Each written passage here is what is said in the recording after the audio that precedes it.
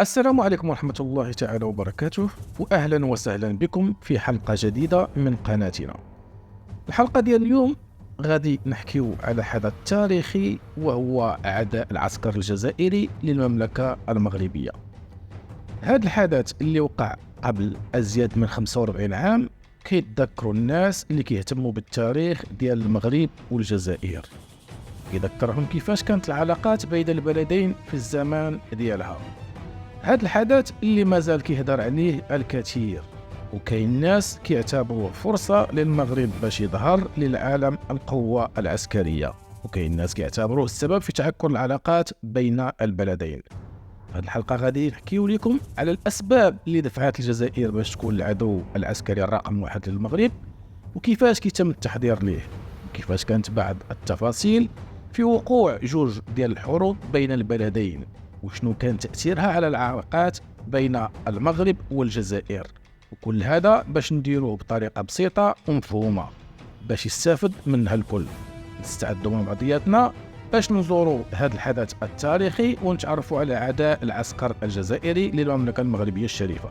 شكرا على متابعتكم، وما تنساوش تسجلوا في القناة باش توصلوا بالفيديوهات الجديدة. يلا نبداو. اول حاجة غادي نحكيو عليها هي الاسباب اللي دفعت الجزائر باش تنظم هذا العداء العسكري المستمر ضد المملكة المغربية، كنتيجة لموقف المغرب والراحل الحسن الثاني بتنظيم المسيرة الخضراء التاريخية، ومنها رجعنا الصحراء المغربية.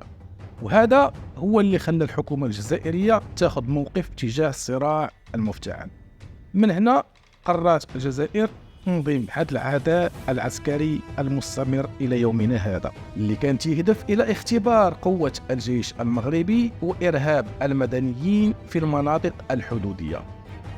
تم التحضير للعداء بشكل دقيق من طرف النظام العسكري الجزائري، حيث تم نشر العديد من الوحدات العسكرية والمسلحين على طول الحدود المغربية الجزائرية. وفي 13 غشت 76 بدأ العداء من الجزائر باتجاه المملكة المغربية، فقد تم الهجوم على الحدود المغربية مرتين غدرا من المافيا العسكرية الحاكمة في بلاد فرنسا الإفريقية.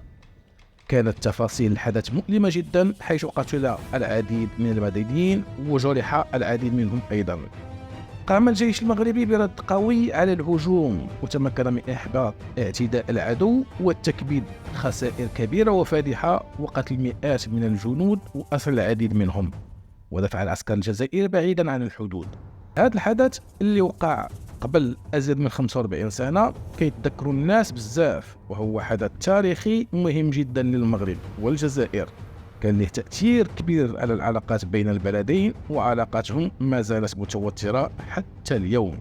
في النهاية أتمنى أنه عجبتكم هذه الحلقة التاريخية على عداء الجزائر للمغرب.